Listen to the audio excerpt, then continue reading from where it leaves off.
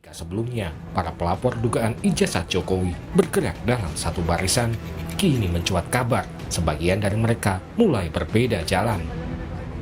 Penggugat ijazah Jokowi yang juga telah ditetapkan sebagai tersangka pencemaran nama baik terkait isu ijazah Jokowi, Egy Sujana dan Damai Hari Lubis 8 Januari lalu menemui Jokowi di Solo. Dari Rejo mendampingi Bapak Egy Sujana beserta Bapak Hari Damai Lubis dan pengacara Bapak Egy Sujana, Ibu Elida Neti, berkunjung ke kediaman Bapak Jokowi. Kami semua disambut dengan sangat baik oleh Bapak Jokowi dan mudah-mudahan pertemuan ini menjadi perekat. Kuasa hukum Jokowi, Yakub Hasibuan menyebut salah satu agenda pertemuan Jokowi dan Egy Sujana serta Damai Hari Lubis adalah permintaan maaf. Menurut Yakub, Jokowi memaafkan, namun soal penghentian proses hukum masih perlu dibahas lebih lanjut. Ada permintaan maaf dari mereka nggak sih Mas ke Pak Jokowi? Salah satu. Itu salah satu agendanya. Tapi responnya Bapak mungkin? tentunya Pak Jokowi juga memaafkan ya, tentunya. Karena itu salah satu agendanya. Tapi secara umum, ya detailnya nantilah. Kita lihat progresnya. Untuk kedua tersangka, apakah akan menghentikan proses hukumnya atau Nah akan tetap lanjut? itu juga salah satu hal yang masih perlu nanti kita lihat ke depannya dan kita diskusikan. Karena bagaimanapun kan itu prosedur hukum. Kalaupun nanti apakah ada penghentian dan sebagainya, karena ini sudah masuk ranah hukum, ya nanti kita lihat prosedur hukumnya seperti apa. Karena itu harus diformalkan. Roy Suryo mengklaim ada temuan baru pertemuan Egy Sujana dan Jokowi. Ia dengar didampingi 2 polisi aktif. Roy juga sebut Egy Sujana tidak meminta maaf dalam pertemuan dengan Jokowi. Dan bahkan ke sana disertai dengan 2 petugas polisi aktif. Ya gitu, penyidik juga. Jadi kan artinya ini aneh. Bahkan juga disebarkan foto yang setelah saya analisis, ya ini sangat sangat aneh ya. Iya. Tolong ES dan DL segera lakukan klarifikasi agar supaya clear dan tidak ada suara-suara buruk yang berkembang. Dan bahkan dia cerita nanti akan saya sampaikan pada hari Jumat. Kenapa tunggu lama-lama hari Jumat? Kritik saya jangan terlalu lama karena supaya orang itu tidak kemudian pertanyakan. Jadi kita juga sekarang pertanyakan dia itu pejuang atau pecundang. Ya, kalau terlalu lama nanti akan jadi pecundang. Pernyataan Roy Suryo diperkuat oleh YouTuber Sentana TV Michael Sinaga yang mengaku telah berbicara langsung dengan Egy Sujana. Tapi tidak etis lah kalau saya menyebutkan. Biarlah nanti kepolisian yang mengklarifikasi apakah benar ada 2 polisi yang mengantarkan seorang terlapor menemui pelapor. Nah, 2 orang tuh, ada 2 orang. Tersangka ya, dia sudah tersangka sekarang. Nah, pertanyaannya yang kedua, apakah di situ ada permintaan maaf? Bang Egy Sujana mengatakan ke saya tidak ada permintaan maaf. Bahkan Bang Egy Sujana memberi nasihat kepada Joko Widodo untuk bagaimana caranya supaya perkara ini tidak membuat gaduh.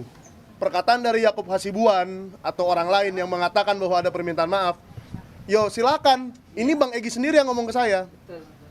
Ya kan? Apakah kita mau mempercayai orang kedua, orang ketiga atau orangnya langsung?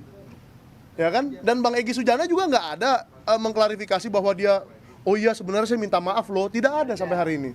Jadi omongan saya itu benar bahwa Di saat kabar Egy Sujana sowan ke Jokowi, Roy Suryo justru semakin mempertegas perlawanan dengan melaporkan 7 pendukung Jokowi ke Polda Metro Jaya. Roy tak terima dituduh memiliki ijazah palsu dan dikaitkan dengan kasus korupsi Hambalang. Inisial yang pertama adalah A. Inisial yang kedua adalah B. Inisial yang ketiga adalah D. Inisial yang keempat adalah F.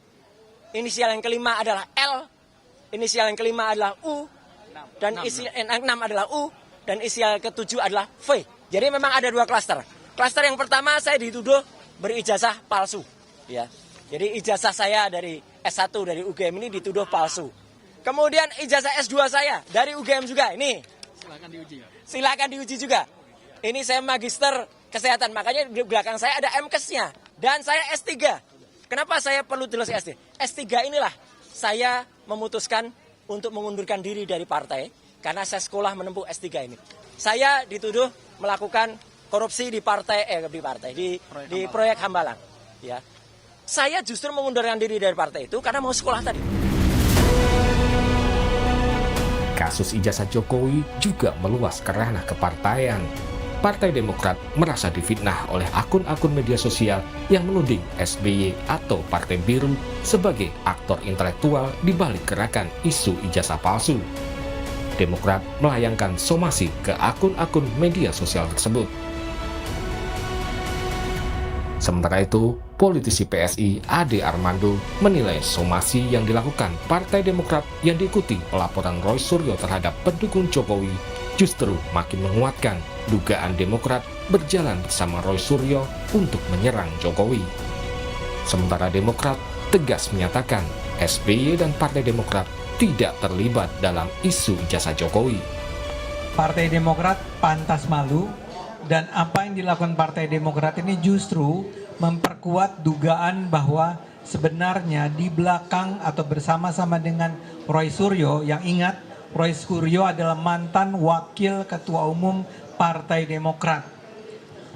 Apa yang dilakukan ini oleh Demokrat sekarang menunjukkan bahwa Partai Demokrat kelihatannya memang berjalan bersama Roy Suryo dalam rangka menjatuhkan integritas, popularitas Pak Jokowi. Pak SBY tidak terlibat dan tidak pernah berada di balik isu ijazah Pak Jokowi.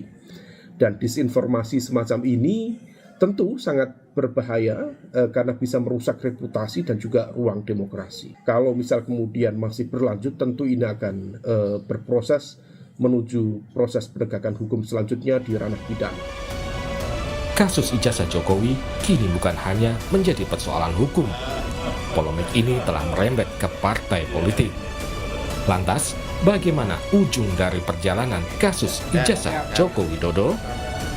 Tim Liputan, Kompas TV.